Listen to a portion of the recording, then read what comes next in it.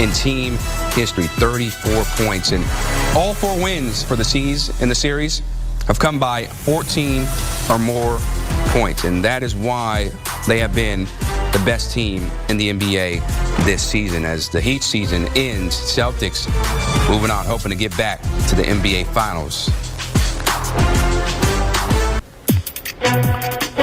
So when we look at complete domination in a series-clinching game in Celtics history, here's where the first round win against the Heat matches up. So 2024 and 2008 versus the Hawks, 34 points they won the game by. Against the Heat, it was Game 5. 2008 was Game 7.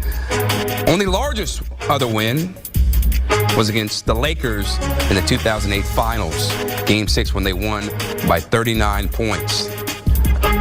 How's Coach Spoelstra feeling, though, after another tough exit in the postseason?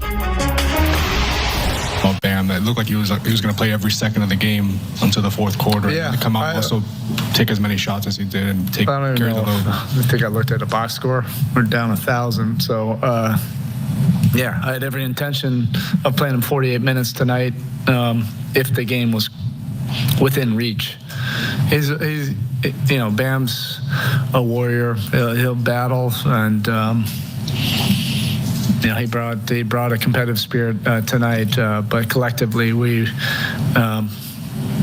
were far from our best tonight. And again, you have to credit Boston. They took control of this game. You could sense that they wanted this to end right now, you know, tonight, and not let this thing get back to Miami. That's a sign of a mature team.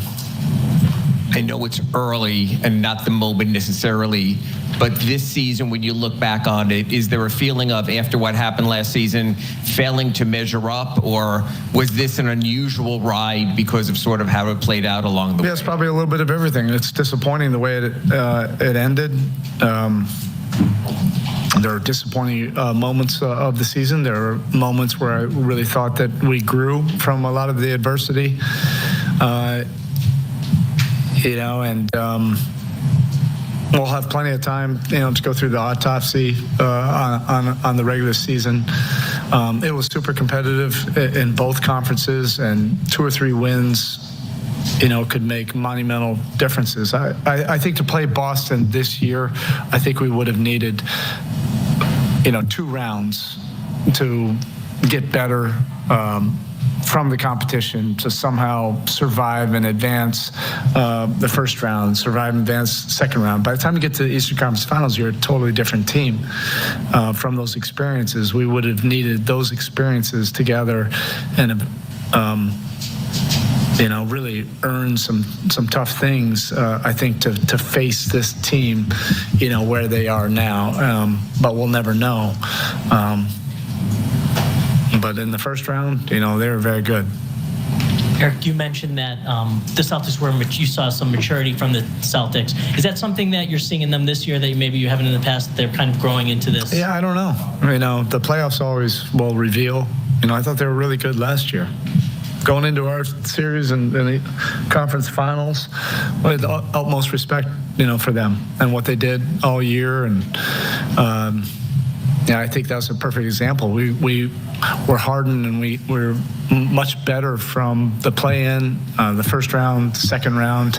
By the time we faced them, we were razor sharp and ready for that cage fight.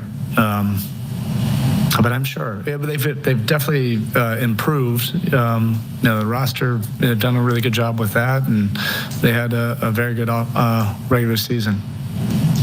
Obviously, it didn't go the way you guys wanted to go, but what did you learn about Nico and Jaime just in this series, kind of them stepping into those roles?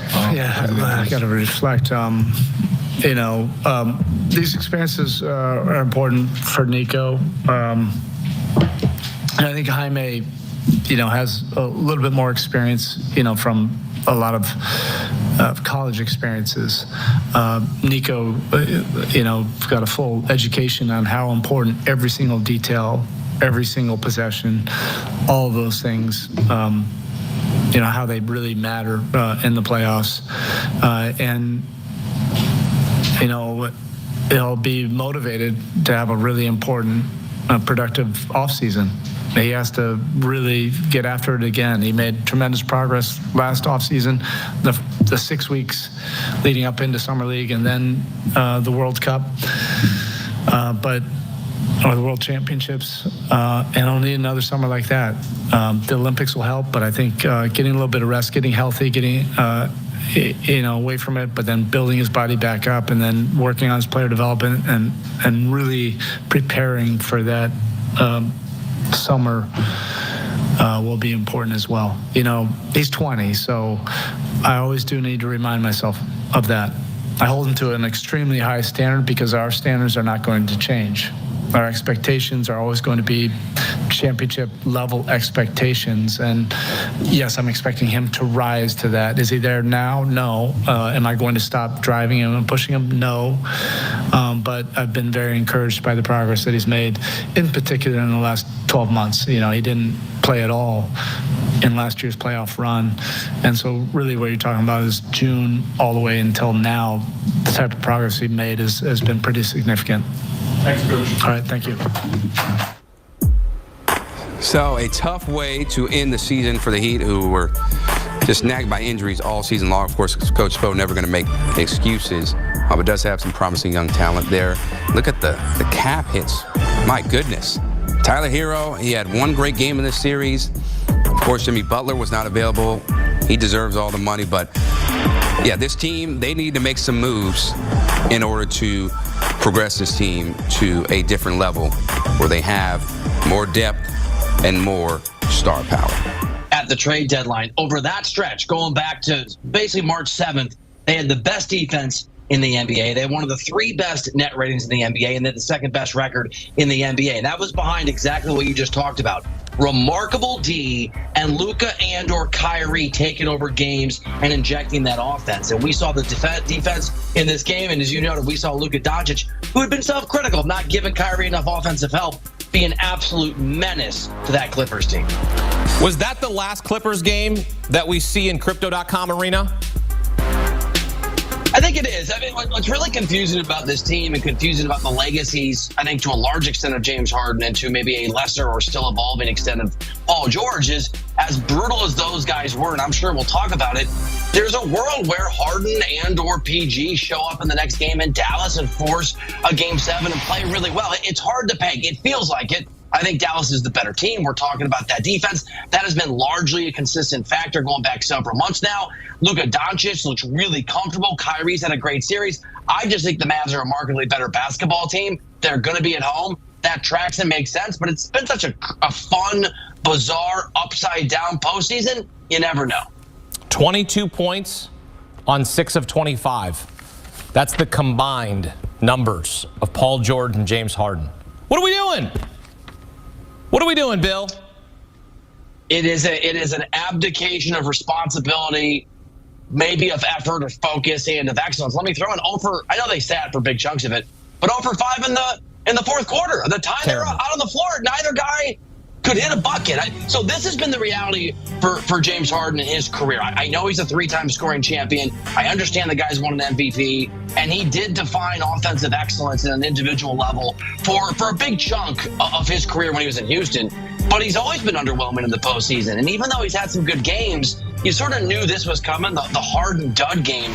But to see it in conjunction with Paul George, not a must-win game, but in a really important game, you're at home, you have a chance to maintain home court advantage come what may when you go back to Dallas. I got nothing for you, Akeem, other than this has happened often with Harden and often enough with Paul George. It may be really disappointing. It is not, unfortunately, utterly surprising.